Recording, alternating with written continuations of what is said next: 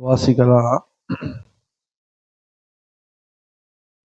2 பேதுரு 1:4 வாசிங்க.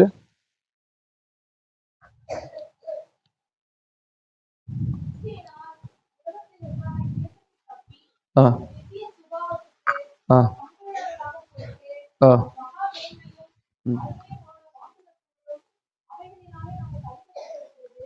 போதும். எங்களை நேசிக்கிற நல்ல பிதாவே, இந்த நாளிலும் கூட கர்த்தாவே நீர் எங்களோடு பேசுவீராக, இடைப்படுவீராக. எங்களோடு கூட கர்த்தாவே இந்த நாளில் இந்த தியானத்தை நீர் நடத்தி தரும்படியாகவும் தியானிக்க கிருபை தரும்படியாக ஜெபிக்கிற ஐயா. உண்மையே நாங்கள் நம்புகிறோம் ஐயா. இயேசுவின் நாமத்துக்கு வேண்டிக் கொள்கிறோம் பிதாவே, ஆமென். கர்த்தருடைய நாமத்துக்கு மகிமை உண்டாகட்டும். ஆண்டவர் இரத்தத்தை குறித்து ஒரு நாளும் நம்ம தியானிக்க நமக்கு தேவன் உதவி செய்கிறார். முதல் நாள்ல நம்ம ஒரு தியானத்தை நாம் பார்த்தோம். மனுஷனுடைய ரத்தம், நார்மலா ஒரு மனுஷனுடைய ஹியூமன் ரத்தம் என்னென்ன செய்கிறது, அதை ஒரு நிழலாட்டமாக இயேசுவின் ரத்தம் சபையாகிய சரீரத்துல என்ன செய்கிறது என்று சொல்லி நாம் முதலாம் நாள் நாம் தியானித்தோம். அது மாத்திரமல்ல, 2வது நாள் நாம தேவனுடைய ரத்தம் என்று நாம் தியானிக்க ஆண்டவர் உதவி செஞ்சார். தேவனுடைய ரத்தம். கர்த்தரின் நாமத்துக்கு மகிமையும் கனம் உண்டாகட்டும். நேற்றைக்கு ஆசீர்வாதமான இயேசுவின் ரத்தம் சாபமாய் மாறுமா, அல்லது சாபமாய் யாருக்கு மாறியது அப்படின்னு சொல்லி ஒரு தியானத்தை நேற்றைக்கு நம்ம தியானிக்க கர்த்தர் நமக்கு உதவி செய்தார். இன்றைக்கு நாம் தியானிக்கிற காரியத்துக்கு சொல்றதுக்கு முன்னாக ஒரு காரியத்தை நான் சொல்லுகிறேன். கர்த்தரின் நாமத்துக்கு மகிமை உண்டாகட்டும். ஆண்டவராகிய இயேசு கிறிஸ்துவினுடைய சிலுவை அண்டையில, அந்த கல்வாரி சிலுவை அண்டையில, கொல்கத்தா மலையில 800களில் கிட்டத்தட்ட நினைக்கிறேன் ஒரு 100 வருஷத்துக்கு முன்னால ஒரு அகழ்வாராய்ச்சியை அதில் வந்து நீங்க பார்த்தீங்கன்னா இன்டர்நெட்ல நீங்க அதை நிறைய பார்க்க முடியும். இயேசுனுடைய சிலுவையிலிருந்து சரியா அதற்கு கீழே அவர்கள் வந்து ஒரு ஆராய்ச்சியில ஒரு ரத்தத்தை ஆராய்ச்சி பண்ணியிருக்கிறாங்க. நான் இதை இதை நீங்க கூட இது இன்டர்நெட்ல இருக்குது, நீங்க என்ன பாருங்க. அதுல அந்த ரத்தத்தை ஆராய்ச்சி பண்ணி இருக்கு. ஒரு சிலர், நான் இப்படி கேள்விப்பட்ட ஒரு ஊழியக்காரர் பேசுனதை கேட்டிருக்கிறேன். அவர் சொல்ல காரியம், அந்த ஆராய்ச்சியாளருக்கு அந்த உடன்படிக்கை பெட்டி வந்து அங்க இருக்கிறதாக ஒரு ஆராய்ச்சியில ஒரு சொப்பனத்துல வெளிப்பட்டதும், தள்ளுபடி ஆகமத்துல எரேமியா அந்த உடன்படிக்கை பெட்டிய ஒரு குகைக்குள்ள மறைத்து வைத்தான் என்று சொல்லப்பட்டிருக்கிறது. ஆனா அந்த சிலுவைக்கு சரியாக நேரா அந்த ஒரு குகைக்குள்ள அதை உடைச்சி அது எடுக்கிறதுக்கு முற்பட்டிருக்கிறாங்க. கர்த்தரின் நாமத்துக்கு மகிமை உண்டாகட்டும். ஆனா அப்போ ஒரு காரியத்தை கவனிக்க முடிந்தது. அங்க மேல அந்த படர்ந்த ஒரு ரத்த கரை எடுத்து அவங்க ஆராய்ச்சி பண்ணதாக அது இருக்கு. அந்த ஆராய்ச்சியில அவங்க பார்த்த காரியம் என்ன அப்படின்னு பாத்தீங்கன்னா, அந்த பிளட் வந்து அது வந்து ரத்தம் என்று கண்டுபிடிச்சு அந்த ரத்தத்தினுடைய டிஎன்ஏவை வந்து டெஸ்ட் பண்ணி பார்த்துருக்குறாங்க. இந்த ரத்தத்தினுடைய டிஎன்ஏ டெஸ்ட் பண்ணி பார்த்துருக்குறாங்க. இது வலைத்தளங்கள்ல இருக்குது, நீங்க கூட பார்க்கலாம். நிறைய இதை பத்தி நியூஸ் நிறைய இருக்கு. அப்போ அந்த டிஎன்ஏல பார்த்த உடனே பொதுவா வந்து மனுஷனுடைய டிஎன்ஏல 46 குரோமோசோம்ஸ் இருக்கும். 46ன்றது வந்து அந்த தாய்கிட்ட இருந்தும் 23 தகப்பனிட்ட ரெண்டுத்துமே சேர்ந்து இருக்கும்.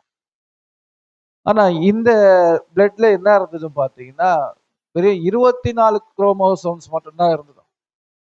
இது ஒரு வித்தியாசமான விசித்திரமான ஒரு பிளட்டா இருக்கு அப்படின்னு சொல்லி இது வரைக்கும் அது வந்து அந்த ஆராய்ச்சியில இது வரைக்கும் அது இயேசுவின் ரத்தம் என்று நம்பப்படுகிறது.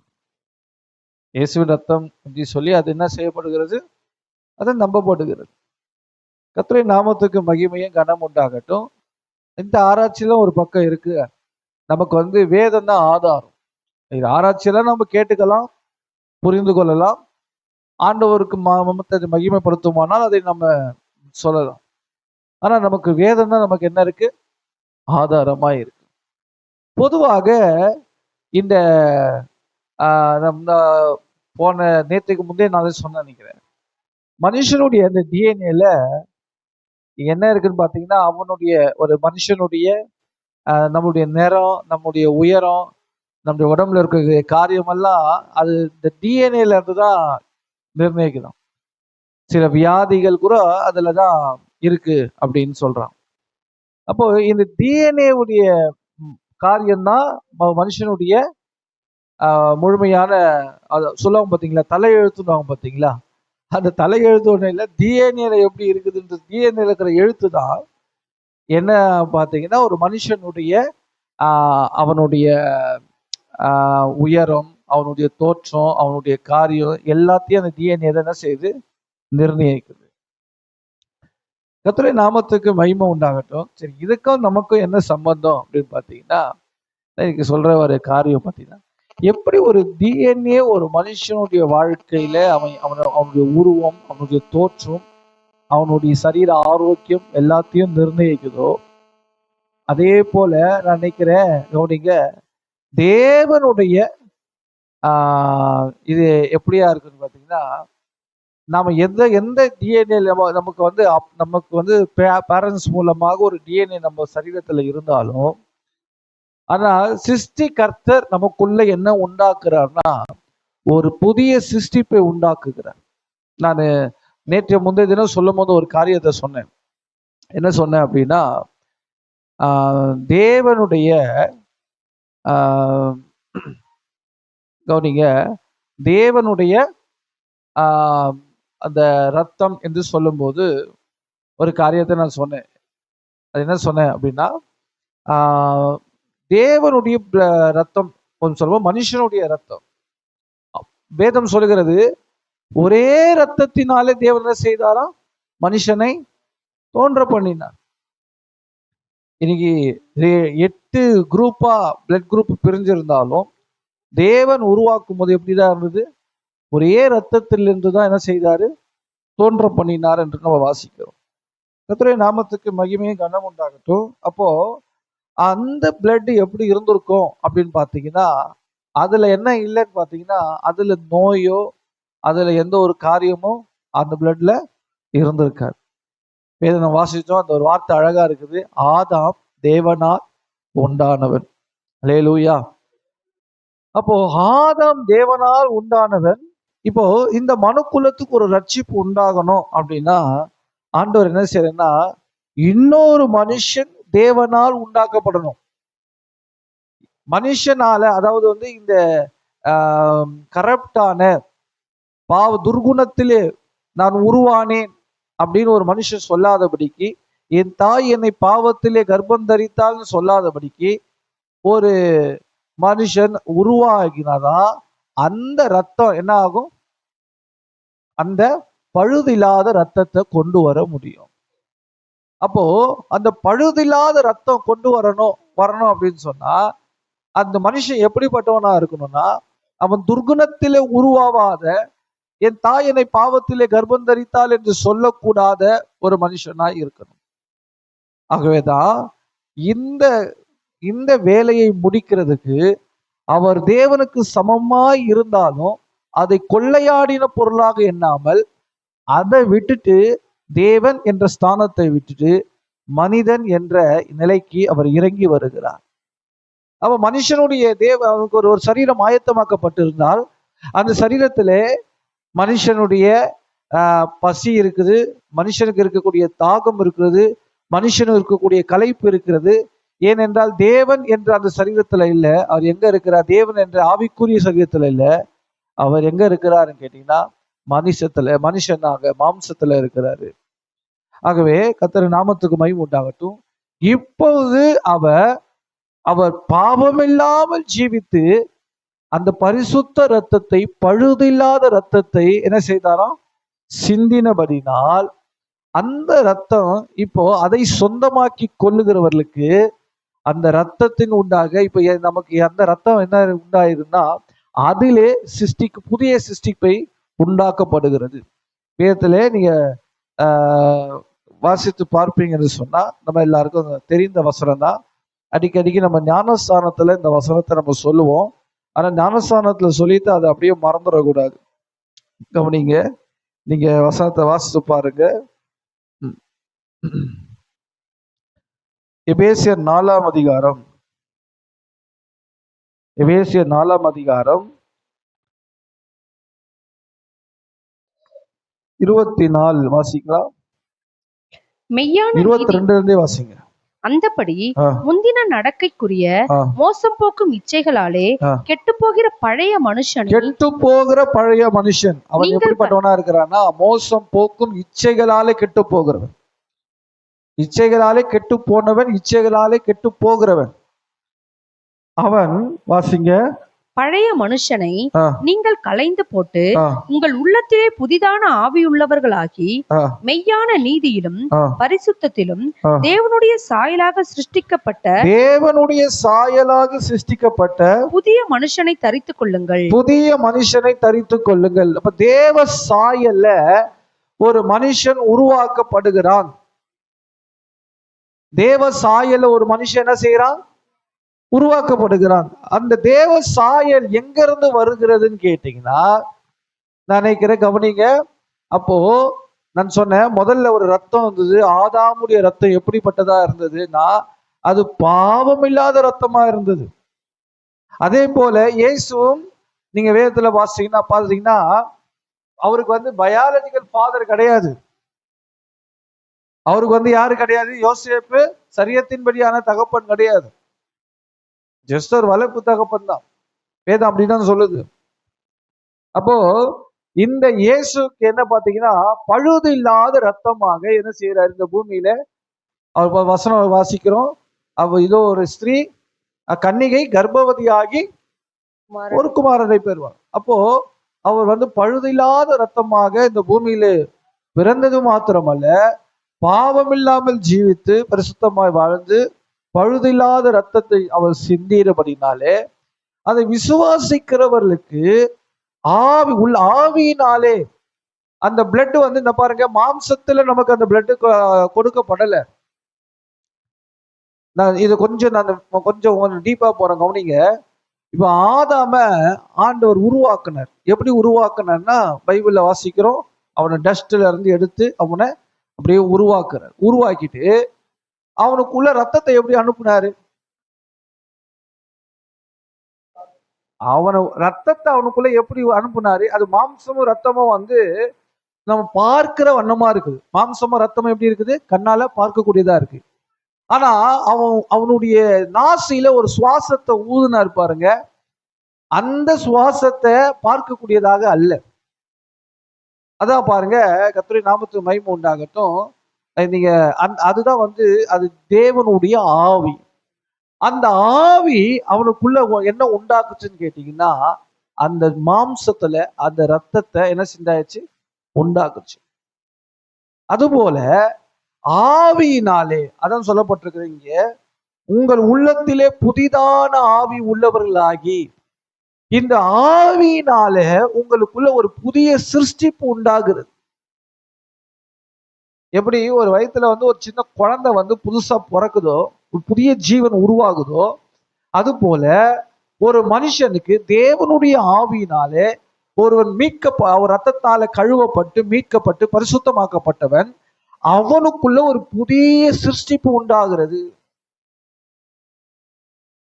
இயேசுவின் ரத்தத்தை விசுவாசிக்கிற நமக்குள்ள என்ன உண்டாகி இருக்கிறது? சொல்லுங்க. புதிய சிருஷ்டியை. கர்த்தருடைய நாமத்துக்கு மகிமை உண்டாகட்டும். இந்த இடத்துல புதிய மனுஷனை தரித்து கொள்ளுங்கள் இருக்கு. ஆனா இன்னொரு இடங்கள்ல பாத்தீங்கன்னா, தரித்து கொண்டு இருக்கிறீர்களே அப்படின்னு. எப்போ ரட்சிக்கப்பட்டோமோ, ஞானஸ்நானம் எடுத்தோமோ, கர்த்தருடைய நாமத்துக்கு மகிமை உண்டாகட்டும், நம்ம யாரை தரித்து கொள்ளுகிறோம்னா அந்த புதிய சாயல். இங்க சொல்லப்பட்டிருக்க இந்த வார்த்தை என்னது? தேவ சாயல். தேவ சாயல். இன்னைக்கு நான் சொல்ற வார்த்தையை கவனிங்க. இன்னைக்கு இந்த தியானத்தினுடைய தலைப்பு என்ன அப்படின்னு கேட்டீங்கன்னா, இன்றைய தியானத்தினுடைய தலைப்பு தேவனுடைய டிஎன்ஏ டிஎன்ஏ டிஎன்ஏப்பா டிஎன்ஏ. இந்த டிஎன்ஏக்கு ஒரு ஒரு வார்த்தை சொல்லணும் அப்படின்னா, இப்போ நான் சொன்ன திவ்ய சுபாவம், நம்ம முதல்ல வசன வாசனம் பார்த்தியா, திவ்ய சுபாவம், divine nature, divine nature of almighty, divine nature of almighty. இப்போ இந்த திவ்ய குணம் தான் நமக்குள்ள, எப்படி ஒரு டிஎன்ஏ ஒரு மனுஷனுக்குள்ள இருந்து அவனுடைய உயரம், அவனுடைய தோற்றம், அவனுடைய கலர், அவனு சரீரத்துல ஆரோக்கியம், இதையெல்லாம் இந்த டிஎன்ஏல இருந்து வருதோ, அது போல கர்த்தருடைய நாமத்து மகிமை உண்டாகட்டும், இந்த இயேசுவினுடைய ரத்தம், இந்த இயேசுனுடைய டிஎன்ஏ என்ன உண்டாக்குதுன்னா திவ்ய சுபாவத்தை நமக்குள்ளே உண்டாக்குகிறது. இத நல்ல கவனிங்க. எப்படிதான் நம்ம இதை பெற்றுக்கொள்ளணும்? இதை பெற்றுக்கொண்டிருக்கிறோம் என்பதை நம் விசுவாசத்தின் மூலமாய் என்ன செய்யணும்? சுதந்தரித்து கொள்ள வேண்டும். நான் சொன்ன விசுவாசம் என்பது என்னது? காணப்படாதவைகளின் நிச்சயம். இப்போ நம்ம எந்த சாயல இருக்கிறோம்? ஆதாம தேவ சாயல சிருஷ்டிக்கப்பட்டா, ஆனா அவன் தேவ சாயல இழந்து போனான். ஆனால் இயேசு கிறிஸ்துவின் மூலமாய், அவரை விசுவாசிக்கிறது மூலமாய், அவரை பாடுகளை ரட்சிப்பை நம்ம விசுவாசிக்கிறது மூலமாய் நம்ம எந்த சாயலை திரும்ப பெற்றுக்கொள்கிறோம்னா, நம்ம இப்போது எபேசியரை வாசித்தது போலவே தேவனுடைய சாயலை தரித்துக் கொள்கிறோம். என்ன சாயல்? அப்ப நம்ம சாயல் என்ன செய்யக்கூடாது? அடிக்கடிக்கு மாற்றக்கூடாது. நம்ம சாயல் என்ன செய்யக்கூடாது? நம்ம மாற்றக்கூடாது.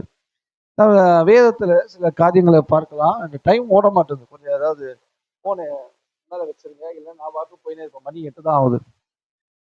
கர்த்தருடைய நாமத்துக்கு மகிமை உண்டாகட்டும். ஏதாவது ஒரு போன், ஏதாவது ஒரு டைம் வச்சிருங்க. கவனிங்க. அப்போ தேவனுடைய சாயல் நமக்குள்ள என்ன பண்ணணும்? சொல்லுங்க. வெளிப்படணும். தேவ சாயல் நம்மள காணப்படணும். கர்த்தருடைய நாமத்துக்கு மகிமை கனம் உண்டாகட்டும். அப்ப கவனிங்க, நான் உங்களோடு கூட சில வார்த்தைகளை பகிர்ந்து கொள்ள விரும்புகிறேன். ஆதி ஆகமத்துல ஒரு வசனத்தை நம்ம வாசிக்கிறோம். ஆதி ஆகமம் 4ஆம் அதிகாரம்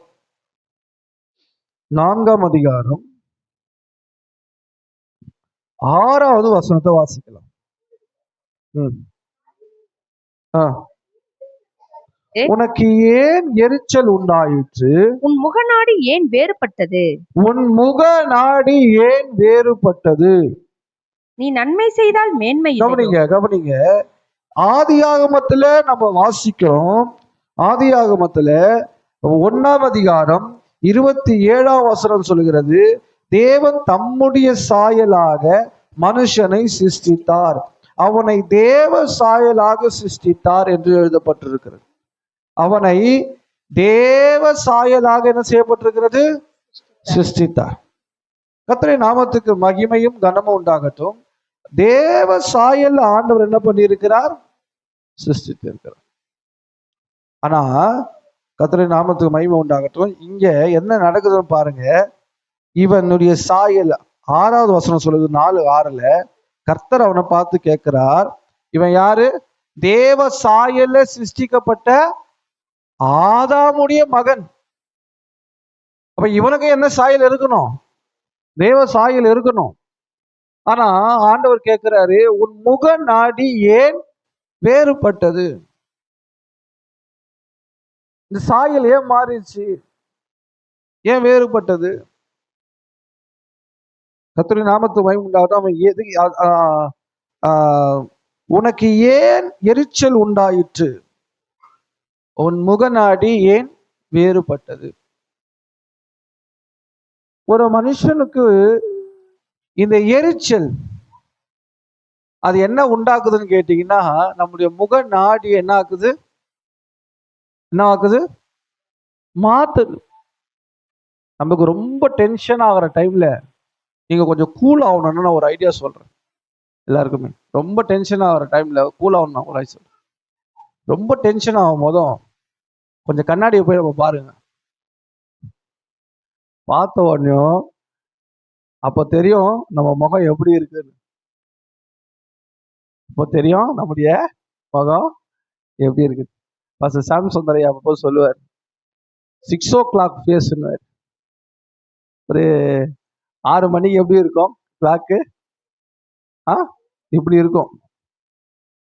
அப்போ நம்முடைய வாழ்க்கையில அந்த எரிச்சலான காரியங்கள் அதெல்லாம் வரும்போதும் நம்முடைய முகம் தேவ சாயல்ல சிருஷ்டிக்கப்பட்ட நம்முடைய தேவ சாயல் மாறுது அப்படின்றத நம்ம என்ன பண்ணணும்னு கேட்டீங்கன்னா, ரெகக்னைஸ் பண்ணணும். முதல்ல நம்ம அதை என்ன செய்யணும்னா உணரணும். கர்த்தர் பேசுறாரு, உன் முகநாடி ஏன் வேறுபட்டது. ஒரு கர்த்தருடைய பிள்ளைக்கு கர்த்தர் பேசுவார். முகநாடி வேறுபட்ட கர்த்தர் பேசுவார். ஆனா அந்த அதற்கு நாம இணங்கல அப்படியே இருந்தோம்னு சொன்னா, அவனுக்கு அந்த எரிச்சல் ஆரம்பிச்சது. கடைசியில கொலை பாதகனாக அவனை மாற்றி அவன் பூமியிலே சபிக்கப்பட்டவனாக அவன் அலைகிறவனாக மாறினான். கர்த்தருடைய நாமத்துக்கு மகிமை கனம் உண்டாகட்டும். நம்முடைய முகம் என்ன செய்யக்கூடாதுன்னா, தேவ சாயல்ல இருக்கணுமே தவிர தேவ சாயலுக்கு மாறான சுபாவங்களை நம்முடைய முகத்துல என்ன செய்யக்கூடாது, வெளிப்படுத்த கூடாது. இது ஒரு காரியத்தை குறித்து நான் உங்களுக்கு இந்த திவ்ய சுபாவத்துல ஒரு காரியத்தை பற்றி நான் உங்களுக்கு சொல்ல இன்னைக்கு தியானிக்க விரும்புகிறேன். நிறைய காரியங்களை பேசுறதுக்கு நேரம் இல்லை. அதனால ஒரு காரியத்தை மாத்திரம் நான் உங்களுக்கு சொல்ல விரும்புகிறேன். கர்த்தருடைய நாமத்துக்கு மகிமை உண்டாகட்டும். நீங்க வேதத்துல எடுத்து வாசிக்கலாம். வாசிக்கலாம் 1 தீமோத்தேயு 6:11 வாசிங்க.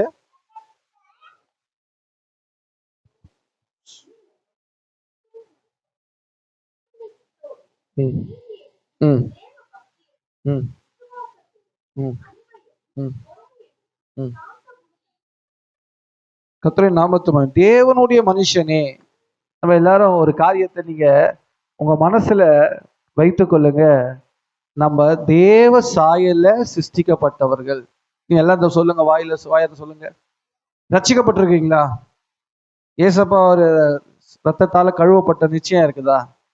அப்ப நம்ம யாரு? தேவ சாயல்ல சிருஷ்டிக்கப்பட்டவர். நாம யாரு? தேவனுடைய மனுஷர். நம்ம யாரு? தேவனுடைய பிள்ளைகள், தேவனுடைய புத்திரர். கொஞ்சம் இதை நம்ம சொல்லி பாருங்களேன். இதை நீங்க கொஞ்சம் சொல்லி பாருங்க. சொல்லுங்களேன், கொஞ்சம் வாயை திறந்து சொல்லுங்களேன். நான் யாரு? நான் தேவ சாயல்ல இருக்கிறேன்னு சொல்லி பாருங்க. நான் தேவ சாயல்ல இருக்கிறேன். நான் தேவனுடைய மனுஷன். நான் தேவபுத்திரன். இதை கொஞ்சம் சொல்லி பாருங்களேன். நம்ம சொல்ல சொல்ல நம்மளுக்கே என்ன ஆயிடும்னு கேட்டீங்கன்னா, நம்மை குறித்த ஒரு ஒரு தெளிவு உண்டாயிடும், ஒரு ஒரு வெளிச்சம் உண்டாகும். அப்ப கர்த்தருடைய நாமத்து மகிமை உண்டாகட்டும். தேவனுடைய மனுஷனே அப்படின்னா அவன் எப்படி இருக்கணும் அப்படின்னா, அந்த தேவ மனுஷனுக்கு சொல்லப்பட்டிருக்க ஆலோசனை அதுல ஒரு வார்த்தை நான் வாசிக்கிறேன். அது என்ன சொல்லப்பட்டிருக்கிறது? அது வாசிங்க சிஸ்டர், வாசிங்க. நீயோ தேவனுடைய மனுஷனே, இவைகளை விட்டோடி நீதியையும் தேவ பக்தியையும் விசுவாச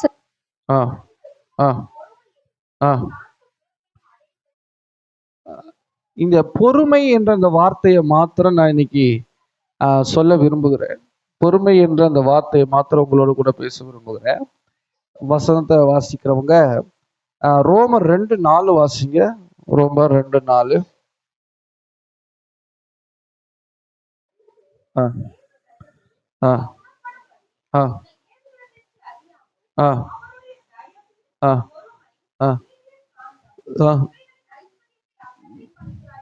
கவனிங்க, தேவனுடைய தயவு,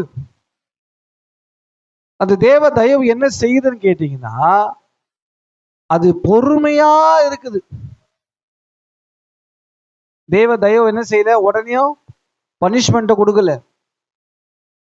தேவன் நம்ம பாருறோம், திவ்ய சுபாவம் சொல்றோம். நம்ம வாசிச்சோம் 2 பேதுரு 1:4. அவருடைய திவ்ய சுபாவத்துக்கு பங்குள்ளவர்கள் ஆவீர்கள்.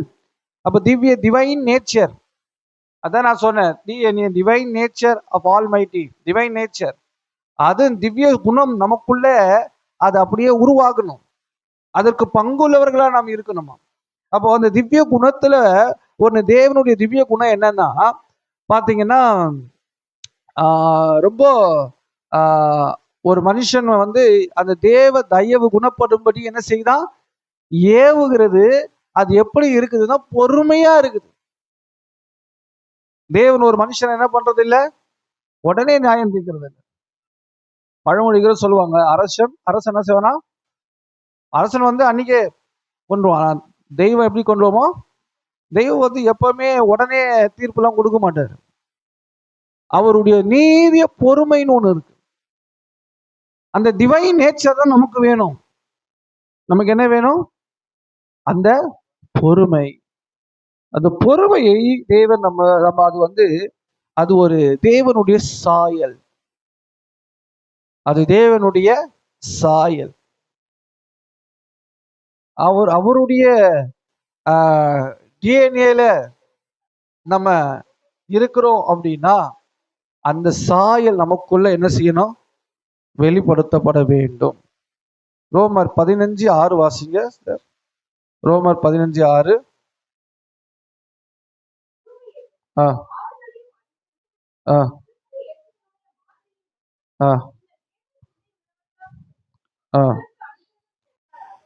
கர்த்தருடைய நாமத்துக்கு மகிமை.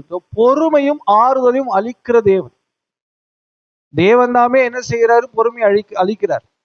நமக்குள்ள அந்த தெய்வீக சுபாவம், திவ்ய சுபாவத்துக்கு நாம் பங்குள்ளவர்களாக நாம் அவருடைய நிலைத்து இருக்கும் போது அந்த பொறுமையும் ஆறுதலையும் தேவன் நமக்குள்ள என்ன செய்கிறாராம், அளிக்கிறார் என்று வேதம் சொல்லுகிறது. இந்த பொறுமையை குறித்து சொல்லப்படும் போது நான் வசனங்களை எடுக்கல, நான் சுருக்கமா சொல்லிட்டு போயிடுறேன், கவனிங்க.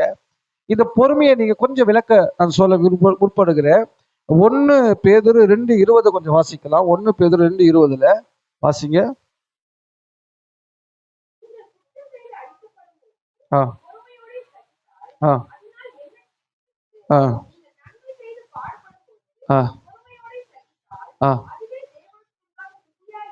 அப்ப பொறுமை, இந்த பொறுமைன்ற அந்த கேரக்டர் இருக்குது பாருங்க. அந்த பொறுமைன்ற கேரக்டர்ல நான் ஒரு காரியம் சொல்றேன், 3 காரியம் சொல்றேன்.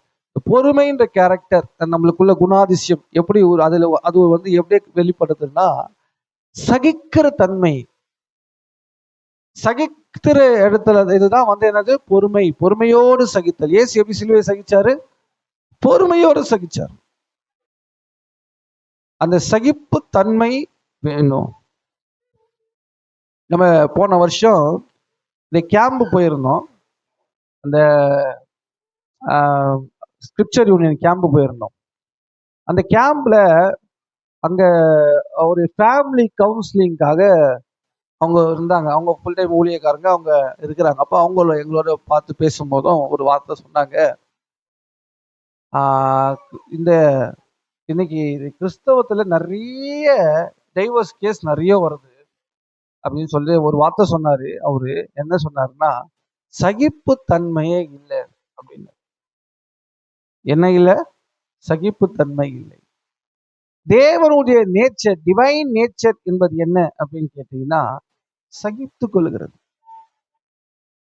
சகிக்கிற ஒரு தன்மை. இன்னைக்கு கூட நான் கொஞ்சம் இங்க மேல வரத்துக்கு முன்னால போன்ல ஜான் வெஸ்லி அவருடைய தாயாரை குறித்து ஒரு சின்ன ஒரு காரியம் படிச்சேன்.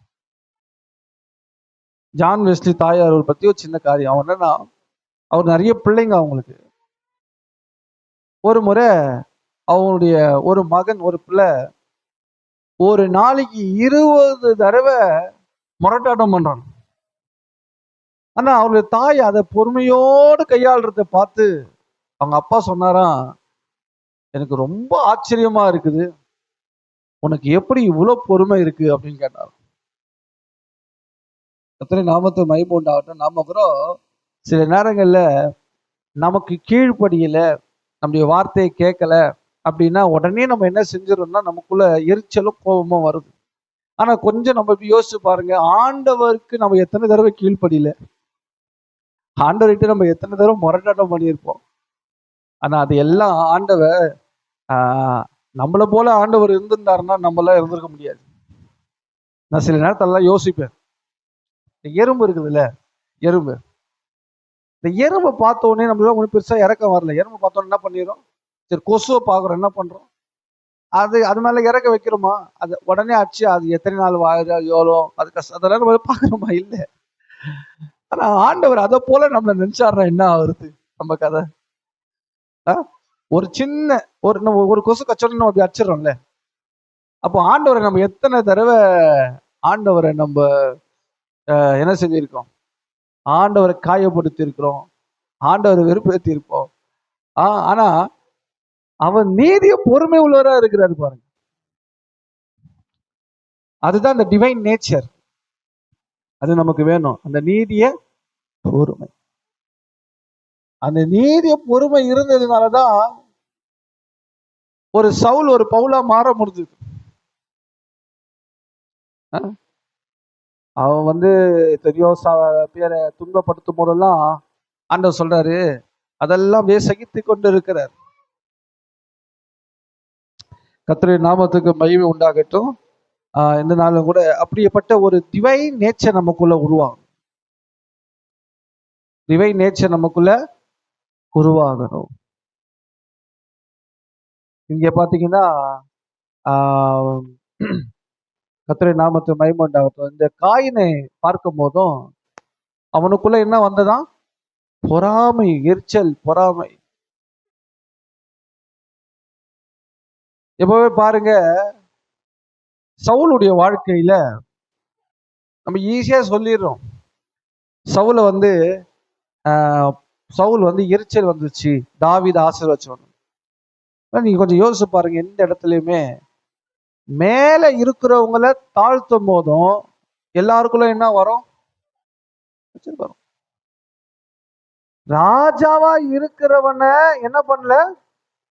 ராஜாவா இருக்கிறவன மட்டம் தட்டி சவுல் கொன்றது 1000, தாவீது கொன்றது 10000 பாடுறாங்க. இவரு இப்பதான் ஒரு யுத்தத்துல இவர் போயிட்டு வந்தார். ஆனா பாருங்க, உடனே அவனுக்குள்ள என்ன உண்டாச்சுன்னு கேட்டீங்கன்னா, அந்த எரிச்சல் உண்டாகுது. பாருங்க, ஒரு காரியத்தை நான் சொல்றேன். இந்த எரிச்சல் எப்படிப்பட்ட எரிச்சலா இருக்கு பாருங்க. இதுக்கு முன்னால சவுலுடைய வாழ்க்கையில எரிச்சல் வந்துச்சா? சொல்லுங்க, வந்துச்சா வரலையா? இதுக்கு முன்னால வந்துதா? வந்தது. தேவனால விடப்பட்ட பொல்லாத ஆவி அவனை கழிச்சுனப்போ இந்த தாவீது அவனுக்கு என்ன செய்யறான்னா, வாதிய கருவியை வாசிக்கிறான். அவனுக்கு என்ன ஆயிடுச்சு? ஆறுதல் உண்டாயிடுச்சு. ஆனா இப்ப யாரு ஆறுதல் உண்டாக்குனானோ இப்ப அவன் மேலே எரிச்சல் வந்துச்சு. ஆறுதல் உண்டாக்குறவன் மேல என்ன உண்டாயிடுச்சு? எரிச்சல் உண்டாயிடுச்சு. இப்ப இந்த எரிச்சல் இப்ப இந்த எரிச்சலோட இருக்கிறவன் இவன் போய் வாசிக்க முடியுமா? வாசிச்சாலும் அதே மாதிரி வாசிக்கும் என்ன வந்தது? அவனுக்கு அம்புதான் வந்தது. அப்போ கவனிங்க, இந்த எரிச்சல் என்ன செய்யுன்னு பாத்தீங்கன்னா, அது கொஞ்சம் ஜாக்கிரதையாக நம்ம கையாளணும். இந்த எரிச்சலுக்கு பின்னால இருக்கக்கூடியது என்ன அப்படின்னு கேட்டீங்கன்னா, பெருமை. எரிச்சலுக்கு பின்னால இருக்குது என்னது? இப்ப இந்த திவ்ய இதெல்லாம் ஜென்ம சுபாவம். இதெல்லாம் என்னது? ஜென்ம சுபாவம். எரிச்சல் அடைவது, சீக்கிரமா எரிச்சல் அடைவது, கோபப்படுவது, இது போல நம்முடைய வாழ்க்கையில இது ஜென்ம சுபாவம். அந்த ஜென்ம சுபாவத்தை நம்ம ஓவர் கம் பண்ணணும்னு சொன்னா நமக்குள்ள திவ்ய சுபாவம் நமக்குள்ள என்ன செய்யணும்? பெருகணும். அது எதனாலே சாத்தியம்னு கேட்டீங்கன்னா, அந்த ஆண்டவருடைய ரத்தத்தினால சாத்தியம். அல்லேலூயா. இன்னைக்கு நம்ம ஆண்டவர் ரத்தத்தினால் நம்ம மீட்கப்பட்டு ஆண்டவர் ரத்தத்தினாலே நம்ம புதிதாக்கப்பட்டிருக்கிற நாம அல்லேலூயா புது சிருஷ்டியா இருக்கிறோம் என்ற ஒரு உணர்வை நாம் எப்போதும் பெற்றுக்கொள்ள வேண்டும். அல்லேலூயா, அல்லேலூயா. அப்படியே கண்களை மூடுவோமா? கண்களை மூடி கர்த்தரை நோக்கி பார்ப்போம். அல்லேலூயா, அல்லேலூயா, அல்லேலூயா. இயேசுவே ஸ்தோத்திரம், ஸ்தோத்திரம், ஸ்தோத்திரம், ஸ்தோத்திரம்.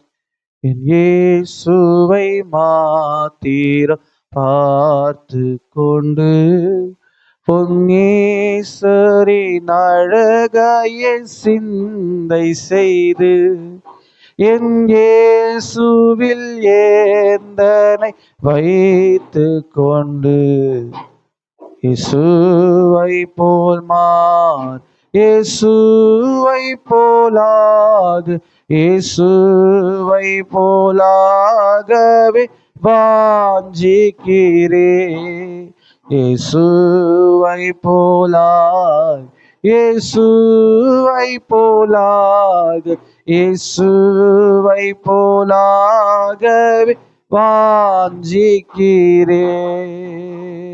அல்லேலூயா அல்லேலூயா அல்லேலூயா. ஒரு 2 பேர் ஜெபம் பண்ணுங்க. ஆண்டவரே, உடைய திவ்ய சுபாவத்தில் பங்குள்ளவர்னாய் நான் மாறணும் ஆண்டவரே. நாங்கள் மாறணும் ஆண்டவரே.